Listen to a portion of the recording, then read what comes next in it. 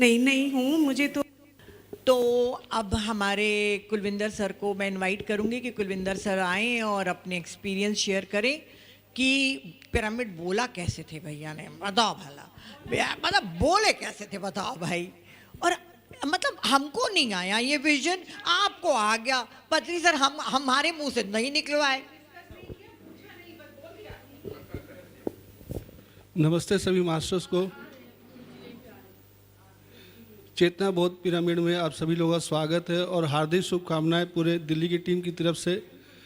क्यों पत्री सर का विजडम जो हमने लिया, जो सुना समझा, मैंने उनको अपनाया ज़िंदगी में। उसके अंदर से एक आवाज़ आई, हर के अंदर एक आवाज़ होती है, उसी तरह मेरे अंदर एक आवाज़ आई। बिना सोचे समझे मैं किसी से डिस्कस किए, क्योंकि मैं किसी के पर डिपेंड नहीं हूँ, अपने पर डिपेंड हूँ। और जो राय मुझे स्व मिलती है वो पूरी पक्की सही मिलती है। किसी से राय लो तो किंतु परंतु कहीं अटक जाती है बात।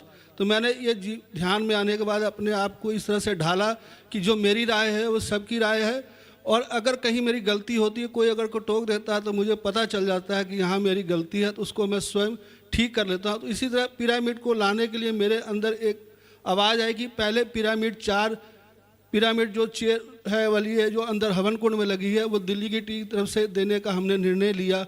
तो पहले बीज वहाँ डला।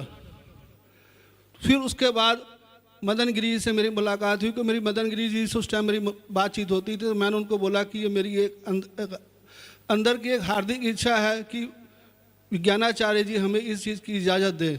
तो मैंने दिल्ली की टीम की तरफ से हम आते थे, तो लेकिन मैंने किसी से जिक्र नहीं किया, क्योंकि मेरे अंदर एक बात चल रही थी। तो स्वयं अपने से बात करके भी उनके समक्ष रखी, उस चीज़ को, रूपरेखा को पूरा तैयार करके विज्ञानाचार्य जी के सामने रखा। तो मज़े की बात यह है कि गुरु हर चीज़ के अंदर की एक शीशे की तरह जानता है कि उसके अंदर क्या चल रहा है, क्या चाहता है। तो हम गुरु से मांगने के बजाय उनके समर्पण के भाव से उनके सामने प्रस्तुत होंगे बिना नीड और ग्रीड के, तो वो चीज़ अपने आप पूरी हो जाएगी। तो मैंने इस चीज़ को देखते हुए उनके सामने बात रखी, तो स्व पूरी हो गई। और तब से जो हर कार्य पूरे होता रहा, जितना मेरे अल्प बुद्धि के साथ, अल्प ज्ञान के साथ जो इतना मेरा रहा सहयोग, उतना देता रहा। लेकिन मैंने इस चीज़ों के साथ, पत्री सर के साथ एक ही बात सीखी कि गुरु ही है। तो उन गुरु के पीछे हम उन गुरु के शक्ति को, उनके उन बातों को अपने जीवन के अंदर उतार कर अगर हम चलेंगे तो हमें पूर्ण रूप से अपने आप का जीवन का उद्धार होगा। तो मैंने वही सीखा कि जीवन में जीवित गुरु होना चाहिए। तो पत्री सर यहाँ आए, उनको अपने बारे में पता था। तो जाने के बाद हम एक गुरु भेंट करके चले गए।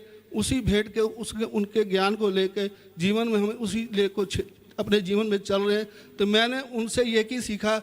पत्री सर कहते थे ध्यान करो, साधना करो, तो विज्ञानाचार्य भी कहते हैं कि आप ध्यान करें, साधना करें।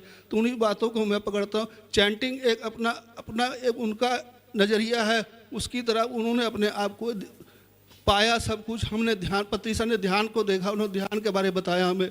तो इस तरह से हमने अपने जीवन के अंदर उन चीज़ों को मैंने बहुत सूक्ष्म तरीके से अपनाया। और स्वर्णमाला पत्री हमारे बीच आ चुकी है। मैं सबसे निवेदन करूंगा कि ये हमारे अंदर जो है पत्री सर की मूर्त इनके अंदर मुझे दिखती है। तो मैं यही बात कहता हूं कि आप शरीर में एक हैं लेकिन अंदर ज्योति दो चल रही है। उस ज्योति का हम साक्षात दर्शन करते हैं। विज्ञानाचार्य भी आए हैं, जो पत्री सर के रूप में हमें देखने को मिलता है। और इनका ज्ञान को हम अपने जीवन के अंदर, दोस्तों एक ही बात कहूँगा, जो सही गुरु होता है वो एक ही बात कहता है कि साधना कर, सब कुछ मिलेगा। लेकिन जो चीज़ मांगनी है गुरु से ये मत मांगो कि मुझे धन दे दो, मुझे पद दे दो। गुरु से सिर्फ यही सीखो कि साधना कैसे करनी है, और उनके वचनों को अपने जीवन में उतार कर चलो। जब मैं पहली बार विज्ञानाचार्य से मिला था तो मैं उतना प्रभावित नहीं था। धीरे धीरे यहाँ आता रहा। जब इनकी बातों को सुना मैंने, ये कहते हैं साधना करो, मैंने पत्री सर भी यही कहते हैं साधना करो, ध्यान करो, ये भी कहते हैं ध्यान करो। हमें आज तक इन्होंने नहीं कहा कि हवन कुंड में जाके आप चैंटिंग करिए या ओम नमः शिवाय का जाप करिए।